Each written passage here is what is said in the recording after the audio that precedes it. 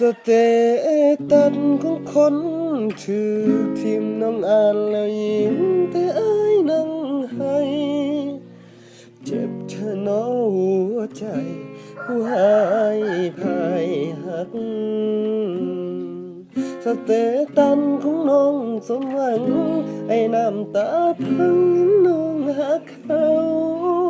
คือสิลืมน้องหักเขาที่เจ้าบ่อยากจำตั้งแต่มือที่เลิกกันเจ้าบ่อยากเข้าไปฮอดเฟซบุ๊กเปิดพ่อรูปเจ้ายามได้มันจุกกะย้อนว่าอายยังหักหลายเจ้าใจร้ายทิ่มอายน้ำตาขอให้สามีบ่คนเคยเนาะหักกันห่างอายบ่โดนพ่อเขาคนนั้นเจ้าเป็นความสัมพันธ์พี่อายพ้นใจสเตตัสของคนถือทิมน้องอ่านแล้วยิ้มแต่อายนั่งให้จนแท้น้องหัวใจผู้ให้พายหัก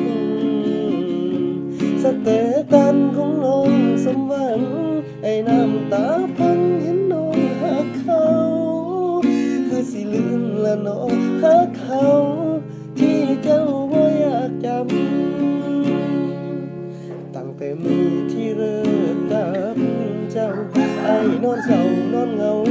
บ่อยากกลุ่มดีใจน้ำเด้อที่น้องมีความสุขไอ้นอนกอดถึงบนทางไปน้ำตาไหลผ่านแก้มเพื่อนหน้าจอแต่สามีบ่คนเคยเนาะหักกันห่างอายบ่โดนพ่อเขาคนนั้นก็เป็นความสัมพันธ์เคี่ยจนพ้นใจสเตตัสของคนถือทิมน้องอ่านแล้วยิ้มแก้นั่งให้เจ็บแท้น้อหัวใจผู้ให้พายหักสเตตัส